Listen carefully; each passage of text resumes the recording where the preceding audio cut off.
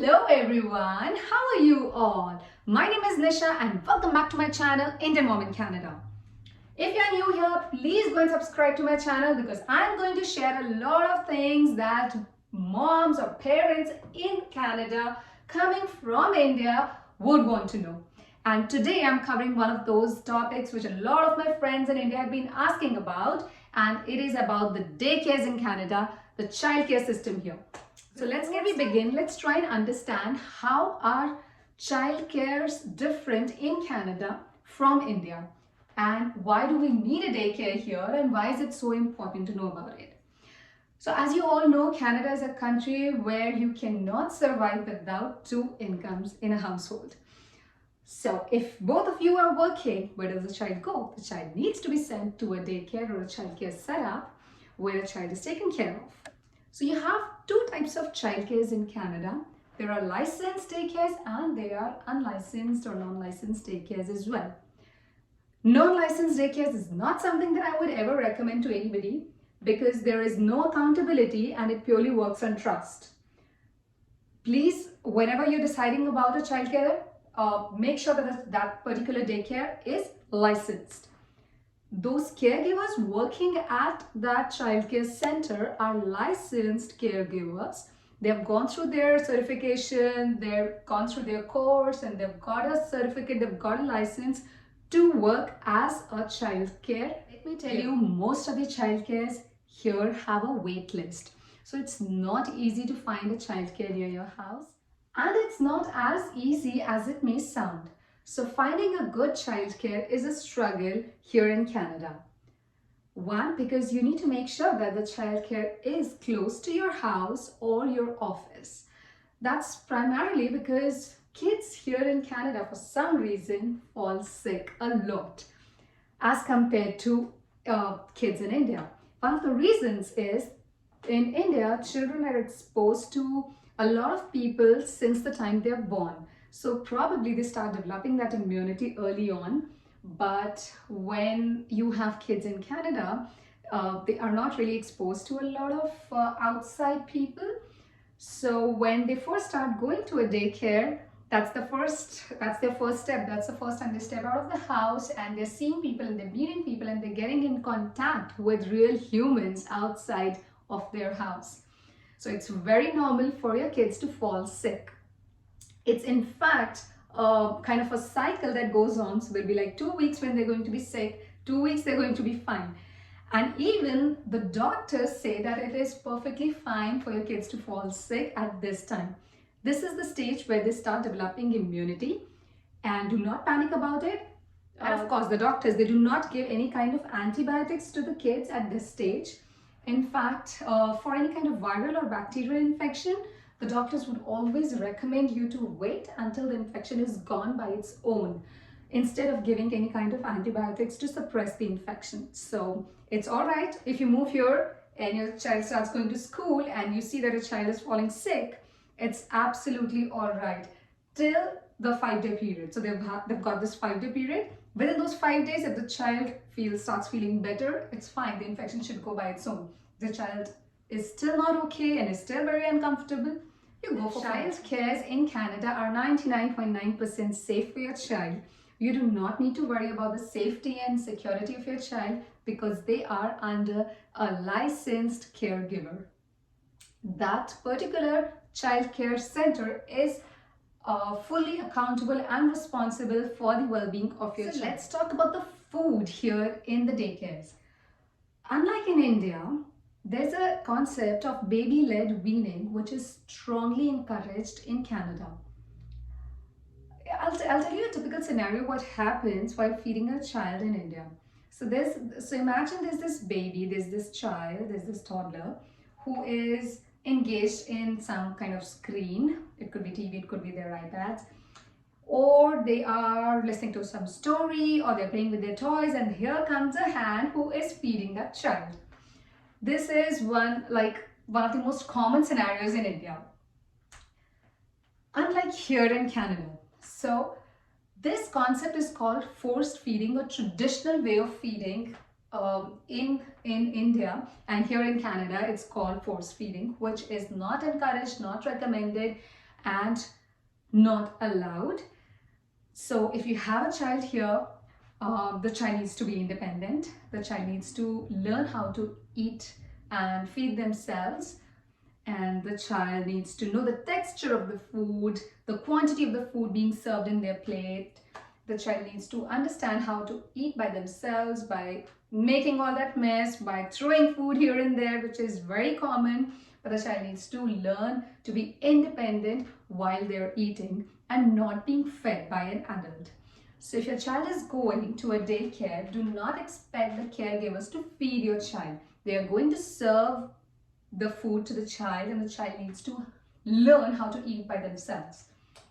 So if you've been following traditional form of feeding, the traditional weaning method, I would suggest, if you're moving from India to Canada, I would suggest that you start making your child more independent, because that is one struggle that your child would have. They would come back hungry because they're in this habit of someone feeding them, which is not going to happen here. Luckily, with our kids, we never followed the traditional weaning method, and they had always been eating by themselves since they started eating. So I introduced solids somewhere around 4.5 or 5 months of age, and I would just serve the food to them and they would eat by themselves. There used to be a lot of pests, and mind you, I am a mom of 2 toddlers, so they're just 1 year apart. So they both would throw food, they both would make a mess, but I made sure that I do not feed them with my own hands. And that is also because I was always fed by my parents, and it took me a lot of time to come out of that mindset and to understand food the way it needs to be understood by kids. So again, traditional weaning, no.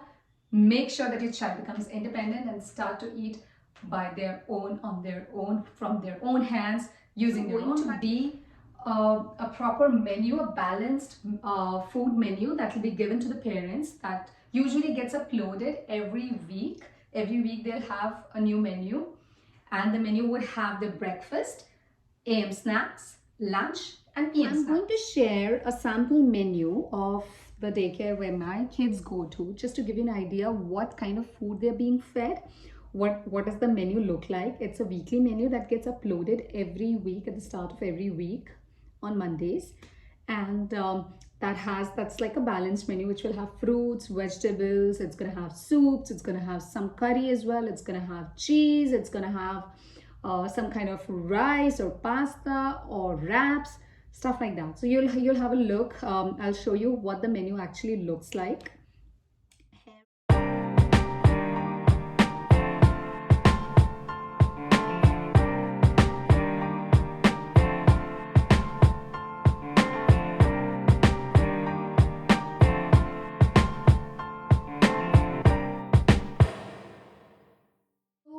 Most of the childcare centers, they have their own app which they keep updating. Like the daycare where my kids go to, the app gets updated, I guess, after every 2 to 3 hours, for the parents to know that this is what a child has eaten, this is what a child refused, this is the new activity that a child was engaged in, this is the new skill your child has learned, this is how the child has been behaving with the peers. So all of those things, they get updated there, which is a good way for me to know what my child has eaten during the day, so that I can prepare the meals accordingly, I can prepare the dinner accordingly. Or if I'm going to, if I'm going to pick them up from the daycare, I would know that I need to carry some snacks, because they might be hungry because they did not eat anything at the daycare. They might not like what was being served that day. So those kind of things really help. Also, this brings me to another very important topic here, very important point. When does the childcare start and at what time does it end? So usually the daycares, they start somewhere between 7 to 8 a.m. and they finish somewhere between 5 to 6 p.m. This is done keeping in mind the work hours here of the parents, because parents, if they're going to work, they might start, people start work early here, so they start somewhere around 8. Some parents, there's some people who start at 7 as well. So you can just, as a couple, you can manage at what, like who's going to drop the kids and who's going to pick the kids. Let's say if I start at 8, I would expect my husband to drop my kids at 7:30 in the morning, so I can log in at 8. This is how I've been doing all this while. So, and then we both go and pick them up, because then I finish at 4:30 and my husband is also free by that time. So this is how it usually works here. So you can choose how many hours you want your child to attend the childcare. They start at 7 to 8 in the morning and they finish at 5 to 6, and you have all of these hours to decide. You might want them to be in the daycare from 7:30 to 6 in the evening. It's all up to you. Also, the daycare is divided into 4 sections, I would say. Majorly 4 sections. So there is infant stage, there is toddler stage, there is preschool stage, and then there is a kindergarten stage. Right now, my elder one she's a preschooler, so she goes to the preschool section. The younger one goes to the toddler section. Very soon, my elder one is going to start kindergarten, so she will be enrolled in the kindergarten section, and the younger one would move into the toddler section.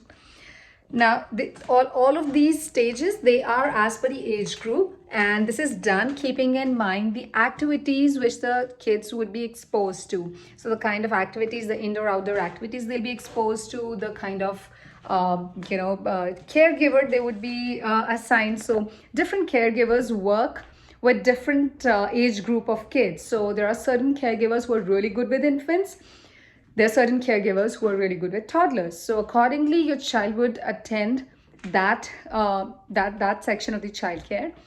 Also, the meals would depend on the age group. So an infant would be mostly on milk and mostly on semi-solids, but a toddler would be introduced to solids, and a preschooler would be introduced to different kind of activities. They'll be more independent. So those are the kind of things that would decide those are the kind of different changes you would see in different stages when your child starts going to childcare. There's another important thing that a child is going to learn. So here the good part is your child is going to get independent very, very soon. So if you'd been being an Indian parent, I know how it is. I was raised by Indian parents, so of course I was also very dependent on my parents. But now raising my kids here in Canada, I think I'm making them super independent. So they dress up on their own. They know how to wear a jacket. How much simple it may sound. I mean, if you're a parent, you would know that wearing a jacket is a struggle for kids. So they teach the kids how to wear a jacket by flipping the jacket backwards, and it's a really cool thing to watch. I mean, just go on YouTube how to flip a jacket by a toddler, and you would know a cool trick there. So these are the things that the kids are going to learn, and that's how they start getting independent and wearing your clothes on your own. And then they also potty train your children. So that's another thing that the childcare would do here. Currently my elder one is getting potty trained. So it's kind of good, because then I'm not solely responsible for potty training her. She's being exposed to the similar environment there. They tell you the entire process of that, okay, you sit on the toilet seat, you wipe yourself, you flush it, then you wash your hands. So they know it step by step. So when she comes home, she's like, oh, I missed a step, mommy, I forgot to flush, mommy, I forgot to wipe. So those are the things that the kids are going to learn. So if you are coming from India, make sure that your kids are a bit independent, at least. Let's come to the most important part of the video, which is the cost of childcare in Canada. Now, the daycares in Canada are very, very expensive. So this cost is sometimes as much as the salary of one person, of one individual in the household. It is a tough decision, either to quit your job and take care of your kids at home, or to actually earn and spend that money in the childcare. It's a tricky thing to decide. They can cost anywhere between $40 or let's say $30 to $70 per day. That's a lot of money. That's a lot of money you're going to spend. But I think it's worth it, because caregiving profession is highly paid in Canada, and your kids are actually getting that proper care, that proper environment that a child needs. They are safe, they're being fed properly, and the kind of environment they're exposed to deserves that much money. However, there's another option to it. So if your household income is lower than a particular level, you can apply for government subsidy as well.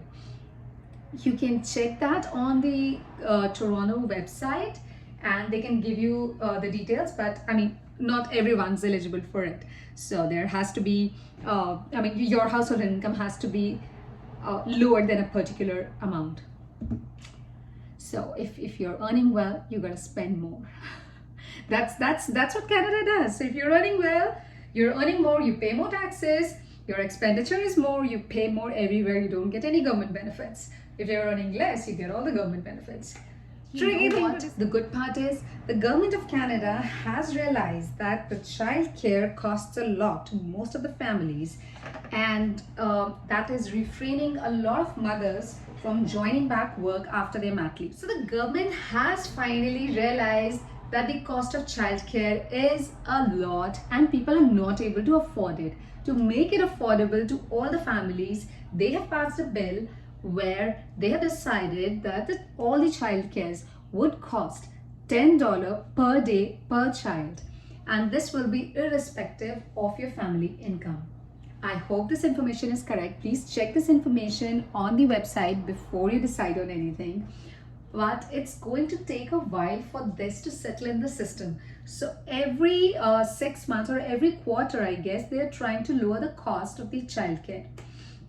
So every quarter we get the new lower price for the daycare, and that's how it's working. By the end of 2024, they have decided that we should reach the stage where every childcare would just charge $10 per child per day. I hope I've answered most of your questions about daycares in Canada. If you have any more questions, please feel free to write your questions in the comment section below.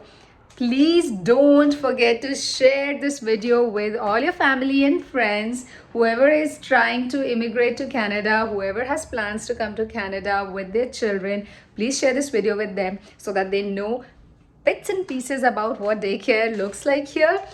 And if you have any more questions, please feel free to write in the comment section and I'll be more than happy to answer them. Maybe make a new video to answer those questions, or maybe just answer that in the comment section itself. Please don't forget to like, share and subscribe to my channel. That's going to give me the motivation to make more and more and more and more and more videos. Please do that. That's going to make me feel happy, and that is the only motivation a mommy needs to make more videos. I will see you soon in my next video. Please keep yourself healthy, keep yourself safe, eat healthy, stay happy, and lots of love from me. Bye bye.